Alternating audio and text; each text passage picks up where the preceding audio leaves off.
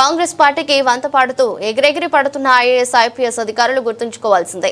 ఈ కాంగ్రెస్ పార్టీ ఉండేది ఇంకో 2.5 సంవత్సరాలు అని మాత్రమే. అధికారంలోకి వచ్చాక రేవంత్ రెడ్డి కంటే కాంగ్రెస్ పార్టీ ఎక్కువ పాడుతున్న ప్రతి ఒక్క అధికారి లెక్క తెలుస్తామన్నారు బీఆర్ఎస్ వర్కింగ్ ప్రెసిడెంట్ కేటీఆర్. సబితక్క ఇయాల కాదు, ఇప్పుడే సత్యక్క చెప్పినట్టు సబితక్క రేవంత్ రెడ్డి గారు జెడ్పీటీసీ కాకముందే మంత్రి అయిన సీనియర్ నాయకురాలు.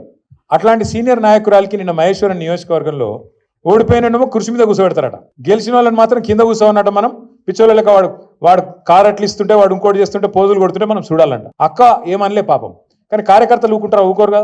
అరే మా మేడంకి అవమానం జరుగుతుందని లొల్లి పెడితే ఇలా హోంమంత్రిగా పనిచేసిన అక్క మీదికి గింతంత పోలీసు వాళ్ళు ఎగిరిపోయి రెచ్చిపోయి మాట్లాడుతూ ఉన్నాడు.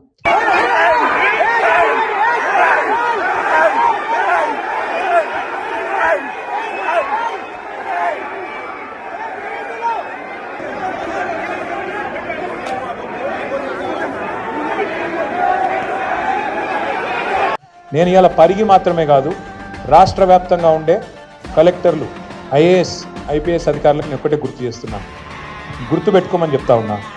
ఇలా మీరు పచ్చి అబద్ధాలు ఆడుతూ ఉన్నారు ఐఏఎస్ అధికారులు కూడా.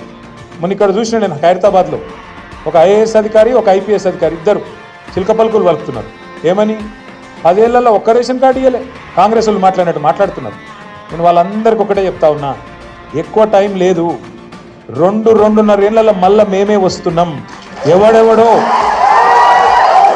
ఎవరైతే ఎగిరెగిరి పడుతుండ్రో, ఎవరైతే అతి చేస్తుండ్రో, ఎవరైతే రేవంత్ రెడ్డి కంటే ఎక్స్ట్రాలు చేస్తున్నారో వాళ్ళందరికీ నేను ఒకటే మాట చెప్తున్నా. నేను ఇదివరకు కూడా చెప్పినా, మళ్ళీ కూడా చెప్తున్నా, బరాబర్ ప్రతి పేరు రాసి పెట్టుకుంటాం, ప్రతి ఒక్కరి మాటలు యాది పెట్టుకుంటాం. ఇదివరకు లెక్క మాత్రం ఈసారి ఉండదు. అన్ని లెక్కలు హిసాబ్ కితాబ్ సెటిల్ చేసే బాధ్యత నాది.